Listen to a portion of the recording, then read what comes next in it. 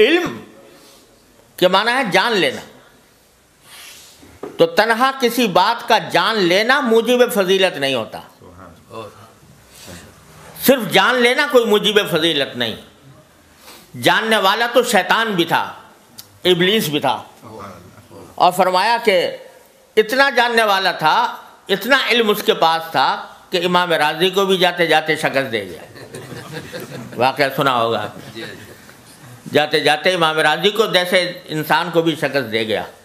علم تو اس کے پاس بھی تھا، عقل بھی بڑی تھی، عقل ایسی تھی کہ اگر اس کے دلیل کو جو اس نے اللہ تبارک و تعالیٰ کے سامنے پیش کی خالص عقل کی بنیاد پر رد کرنا چاہو تو کوئی راستہ نہیں، کہ خلقتنی من نار و خلقتہ من طین، تو صرف عقل کی بنیاد پر اگر جواب دینا چاہو اس دلیل کا تو ہمارے لیے مشکل ہے اس عقل کی بنیاد پر جواب دینا۔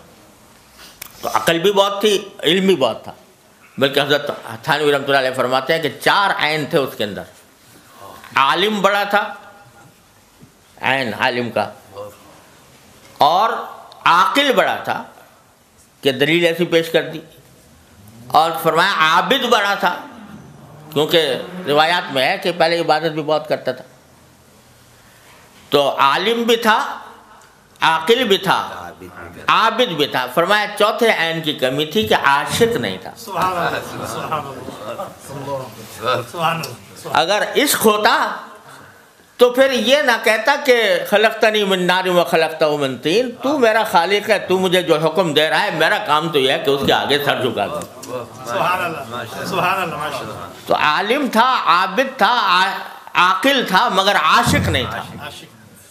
اس کے نتیجے میں اتنا گمراہ ہوا اور اتنا خوار ہوا۔ تو علم تنہا جان لینا یہ کافی نہیں، فضیلت کا معیار نہیں، اور اگر یہ ہوتا تو ابلیس بھی بڑا ہوتا۔ علم کے لحاظ سے آپ دیکھ لو، یونیورسٹیاں یہاں پر بھی ہیں،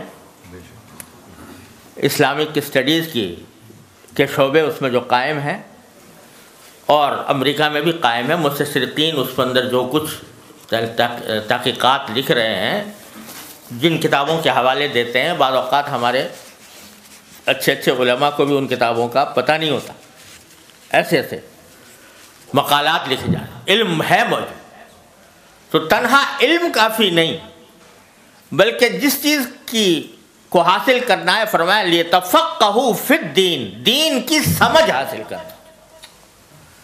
وہ دین کی سمجھ محض کتاب سے نہیں آتی، محض علم سے نہیں آتی، وہ دین کی سمجھ رکھنے والے کی صحبت سے آتی ہے۔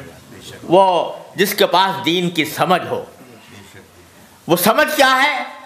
وہ سمجھ یہ ہے کہ کس وقت میرے دین کا مجھ سے کیا مطالبہ ہے، کس وقت دین کا کیا مطالبہ ہے۔ اس وقت وہ جو تقاضا اور جو مطالبہ ہوتا ہے، اس تقاضے اور مطالبے پر عمل کرنے کا نام ہے تفقہ فی الدین۔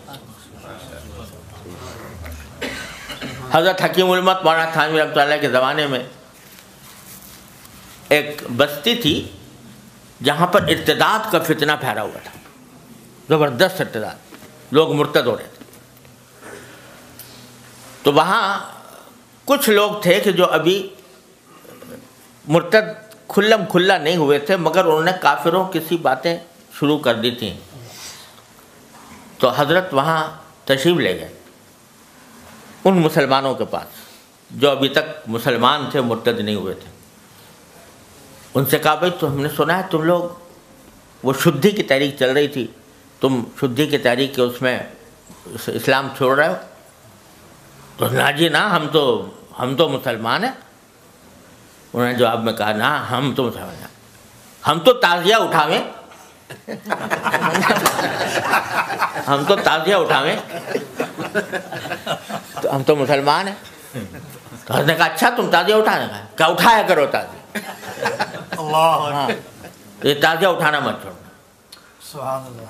اب بظاہر تو تعزیہ اٹھانے کا فرمانا کہ بھئی تعزیہ اٹھایا کرو، یہ بدعت کہو اس کو، رسم کہو، جو کچھ کہو، اس کا جواز نہیں، لیکن فرمایا کہ اس وقت کفر اور اسلام کی علامت بن گیا ہے یہ، تو اگر ان کو اس وقت تعزیے سے روکا جائے گا تو یہ سیدھے مرتدات کی گود میں جائیں گے، اور اس وقت اگر ان کو کم از کم اس پر روک دیا گیا تو آگے پھر ان کی اصلاح کا راستہ نکلے گا۔ تو یہ ہے علم میں اور تفقہ فی الدین میں فرق، کہ کس موقع پر دین کا کیا تقاضا ہے اور دین کا کس چیز میں فائدہ ہے، تو اس بات کو اختیار کرنا یہ تفقہ فی الدین ہے۔ کوئی اب اگر اٹھا کے فتویٰ پوچھو کہ ایک مولوی صاحب آئے تھے، انہوں نے یہ کہا تھا کہ وہاں گاؤں والوں سے کہ تم تعزیہ اٹھایا کرو، تو اس مولوی صاحب کا کیا حکم ہے؟